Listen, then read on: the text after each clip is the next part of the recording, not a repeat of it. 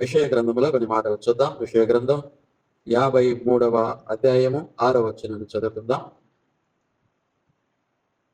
మనమందరము గొర్రెల వలె త్రోవ తప్పిపోతిమి. మనలో ప్రతివాడును తనకిష్టమైన త్రోవకు తొలగిను. యెహోవా మనందరి దోషమును అతని మీద మోపెను. చాలు. హల్లెలూయా. ప్రభు నామానికి మహిమ కలుగును గాక. ఇక్కడ యెషయా భక్తుడి ద్వారా దేవాది దేవుడు రాయించినటువంటి మాటలు ఇవి. మనమందరము గొర్రెల వలె త్రోవ తప్పిపోతిమి, మనలో ప్రతివాడును తనకిష్టమైన త్రోవకు తొలగెను. ఇలా ఉన్నమాట. మనమందరము దేవుని యొక్క మార్గములో, దేవుని యొక్క త్రోవను తప్పిన వారిముగా ఉన్నామంట. అయితే అందును బట్టి పాపము, శాపము, దోషం అన్ని మానవుడికి వచ్చి ఉన్నాయి. అయితే యెహోవా మనందరి దోషమును అతని మీద మోపబడింది. అంటే తన ప్రియ కుమారుడైనటువంటి యేసు క్రీస్తు మీద ఆ యొక్క దోషములను మోపాడు. హల్లెలూయా. చూడండి, గమనించండి. ఒక గొర్రెల మందలో నుండి ఒక గొర్రె పిల్ల తప్పిపోయింది అనుకోండి. తప్పిపోతే అది ఏమైపోతుంది? తప్పిపోయి దానికి ఇష్టం వచ్చినట్లుగా అది జీవిస్తుంది. ఎందుకంటే యజమానుడు దూరమైనప్పుడు, ఆ యొక్క సొంత యజమానుడు దూరమైనప్పుడు ఇక నడిపించేవాడు ఆ గొర్రెకి ఉండడు కనుక అది ఏమైందంటే తనకి ఇష్టం వచ్చినట్టుగా, దానికి దోచినట్లుగా వెళ్తుందన్నమాట.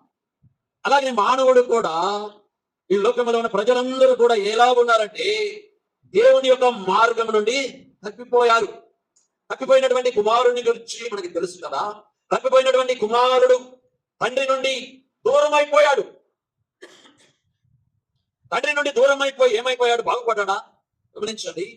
మనకేం చూడాలి, బాగుపడలేదు. అతను అనుకున్నాడు, నేను బాగా సంపాదించుకోవాలని అనుకున్నాడు. నేను దూరదేశం వెళ్ళి మంచి వ్యాపారం చేసి మంచిగా సంపాదించుకోవాలని సొంత ఆలోచన చేసి దూర ప్రాంతం వెళ్ళాడు. తప్పిపోయినటువంటి కుమారుడు వెళ్ళిపోయి ఏమయ్యాడు? గమనించండి.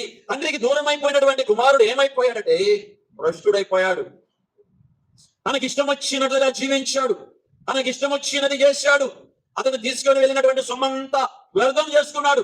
అంతేకాదు దురాలోచనల చేత దుర్వ్యాపారములు చేశాడు. అంటే తనకి ఇష్టం వచ్చినట్లుగా జీవించి భ్రష్టుడైపోయాడు, పాపములో పడిపోయాడు, శాపాన్ని తెచ్చుకున్నాడు.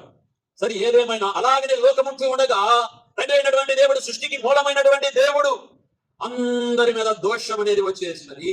అందుని బట్టి తన సొంత కుమారుడైనటువంటి యేసుక్రీస్తుని ఈ భూమి మీదకి పంపించి ఈ యొక్క పాపములన్నీ, దోషమంతయు అతని మీద మోపాడంట. చూడండి, తండ్రి అయినటువంటి దేవుని ఆలోచనలు. అలాగే యోహాను సువార్త 1వ అధ్యాయం 29వ వచనంలో ఉన్నది, ఇదిగో లోక పాపమును మోసుకొని పోవు దేవుని గొర్రె పిల్ల అంటూ ఉన్నాడు. అందరు పలకండి, ఇదిగో లోక పాపమును మోసుకొని పోవు దేవుని గొర్రె పిల్ల అని యోహాను భక్తుడు అక్కడ బాప్తిసం ఇచ్చేటటువంటి యోహాను భక్తుడు బాప్తిసం ఇస్తూ తెలియపరుస్తూ ఉన్నాడు. ఇదిగో లోక పాపమును మోసుకొని పోయేటటువంటి గొర్రె పిల్ల అని. గమనించండి, లోక పాపమును మోసుకొని పోవడానికి వచ్చిన వాడు యేసుక్రీస్తు ప్రభుల వారండి.